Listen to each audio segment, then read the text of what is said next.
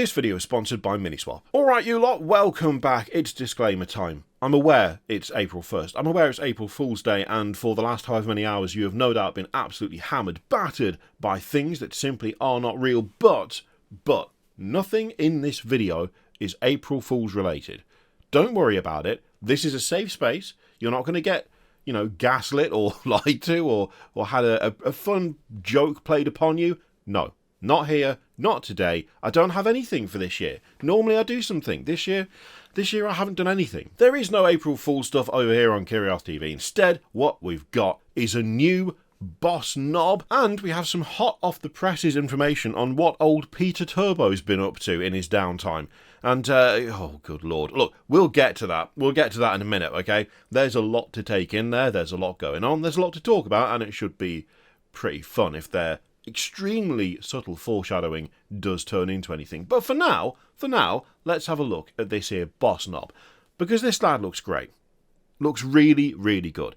I love the huge metal jaw. That's something that I absolutely love about Orks. I've seen quite a few over the years with the big old metal jaw hammered into their real jaw, and every time it gives an air of brutality and just extra like, there's something threatening. Something really, really threatening about it. It might be because it is nailed directly to their face, and you don't want to be near anyone who is doing that. That could be part of it. But it definitely just kind of amps up whatever orc is wearing it to such an extent that it makes them simply look more dangerous.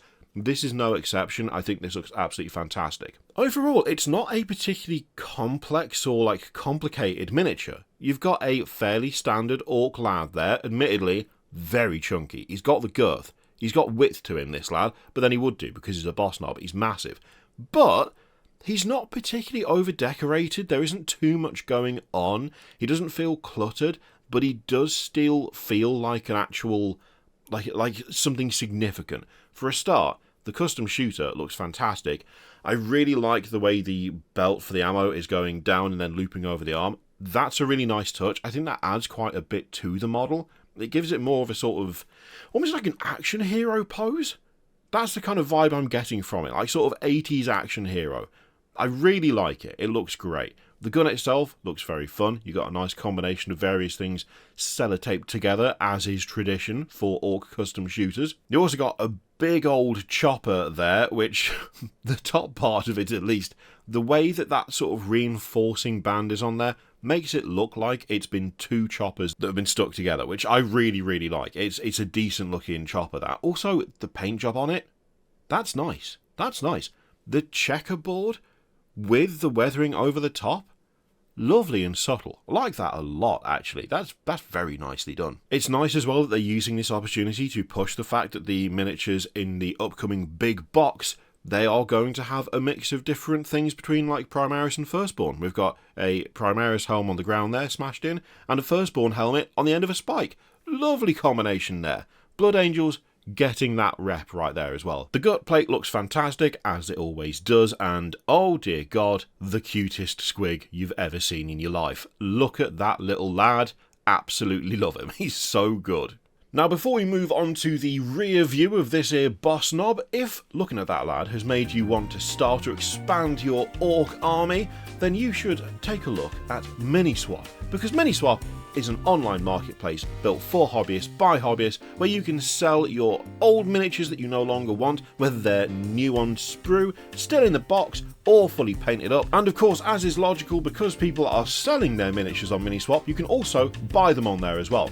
Shocking, I know. Of course, the benefit to buying second-hand is that you are spending way less than if you bought them direct from Games Workshop, and quite often less than if you bought them from a third-party seller as well. For instance, if you're looking for Orks, then you can go to the Xenos section, you can go to the Orks subsection, and have a look around. Now, as you can see, there's a good few things already fully assembled and painted right here, but if you're looking for new in box, you simply tick that box right there, and there you go. Right now, there's a Combat Patrol up for offer, along with 10 Beast Snaggers, some Ork Gretchen, and if the reveal of Wazdaka Gutsmech has got you going, there's a Rucker Truck Squig Buggy there as well. Nice. Now, of course, it's not just Warhammer 40k that's available on Miniswap. You've also got Age of Sigmar, and Horus Heresy, Old World, Blood Bowl, Necromunda Kill Team, Lord of the Rings, and Fantasy. If you sign up to Miniswap using my link in the description and the pinned comment down below, you'll get 0% seller commission for the first 90 days, and you'll also get free shipping on your first order. Thank you very much to Miniswap for sponsoring the video. Now let's get back to that boss nob, shall we? Two things strike me from these alternate angles. Firstly, that jaw really is intimidating and it looks fantastic. Very well sculpted face as well. The face looks grand.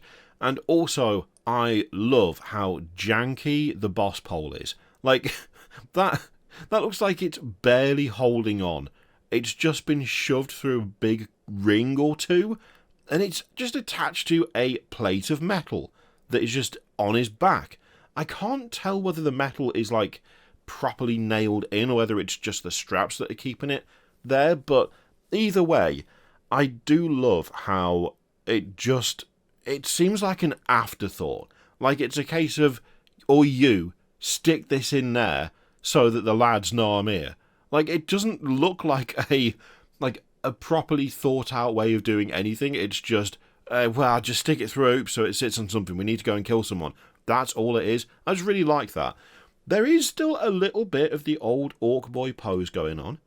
There's still like a little bit of a curve in the back. It's not quite as pronounced. It's not full-on gorilla like the old Ork boys kit, but there is a little hint of it there, so it's not gone completely. I do like how the jankiness of Ork engineering also applies to trousers for a lot of them, where it's basically they've just taken 2 tubes of cloth and then they've just stitched them incredibly badly around like the crotch and arse area. Like there's no artistry there. There's no like, do these look good on me? It's just, alright, well, you just take 2 tubes, shove them on, and then, you know, tie them together. That's all you need to do. It's just a little, just tells another little story about how, you know, they've got the right idea, but the implementation is not quite as clean as it could be, let's be honest. I like the scars on the skin, especially on the back of the arm there. That looks really good. And yeah, that custom shooter is very fun. That looks great. I do know as well, I have picked up on it, don't worry, he is sort of got a bit of tactical rock stuff going on, but it's not as egregious as some, it's fine. The squig looks just as adorable from the back as he does from the front, although really we're just seeing like 2 different sides as opposed to the back and the front. You get what I mean. It looks grand. I like him a lot. He's fun. I also hadn't really twigged that pouch that's on the belt. Just a little thing. Well, actually, it's quite a big thing. It's quite a big pouch comparatively, but I don't know, it's a nice touch. It just sort of adds something a little bit extra there. All around, this is a good looking orc. Alright, let's talk about Perturabo and what he's been up to, because that artwork goes incredibly hard, and I don't think he's going to be that big when they make him. If they make him, they better make him. But, oh my god, if they did. The Iron Warriors are set out to conquer the Cadian Gate once and for all, and it's all part of Peter's master plan for the Imperium. Spoiler alert, I don't think that his master plan is going to come to fruition, but hey, you never know. Today we take a quick peek into the upcoming Eye of Terror Reign of Iron book to find out what he's scheming. Alright, look, the story is important, but let's just drink it in for a second, because obviously, should he show up, which he probably is going to, let's be honest, he's not going to be that big. He's not going to be that big, is he? That is very much an artistic interpretation, a shock value, a kind of a use of scale to denote significance, for sure. Because, oh my god, just the upper half of him would be insane.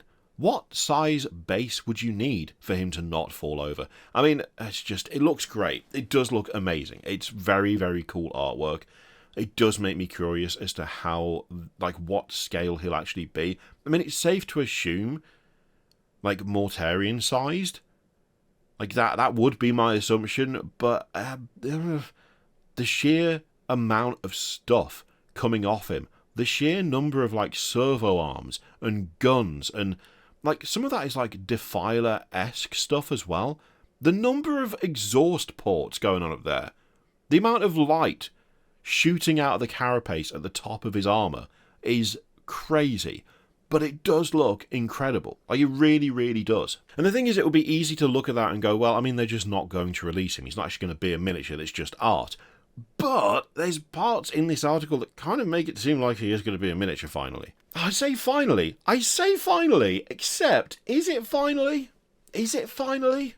Given that for the longest time, There was no Primarchs. The Primarchs were done, they were gone, they weren't coming back, we were not going to have them on the tabletop. It feels kind of, I've just had a very odd moment of, I've said finally, as though this is something that's been waiting for decades.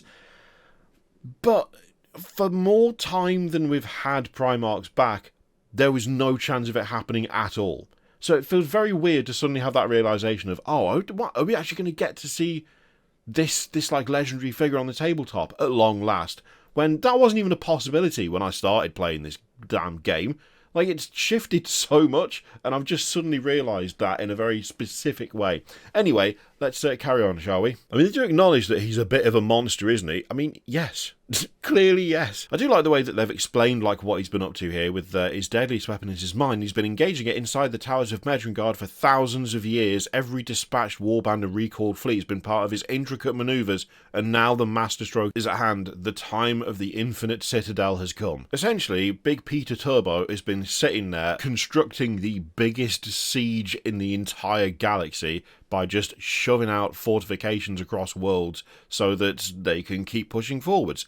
I mean, as they say, put simply, a classic Iron Warrior siege, but on an absurdly huge scale. That's the kind of nonsense that I can get behind, frankly. It's called the Infinite Citadel, which is a badass name, and it's going to creep towards Terra, and, well, they're just going to murder everybody, aren't they? The subtle foreshadowing, however, comes here. Most importantly, the carnage and horrendous body count suffered in these pitiless battles serve to please the Dark Gods further, and soon the veil between real space and the Imperial will be thin enough that the Demon Primarch can finally walk upon Imperial soil again at will and drop the killing blow in person. I mean, frankly, if they drop that line in this explanation of him and what this whole story is about, and then he doesn't show up at some point in miniature form, I would imagine the reaction is not going to be the best, so I'm assuming that they've done that because they plan to actually have him show up.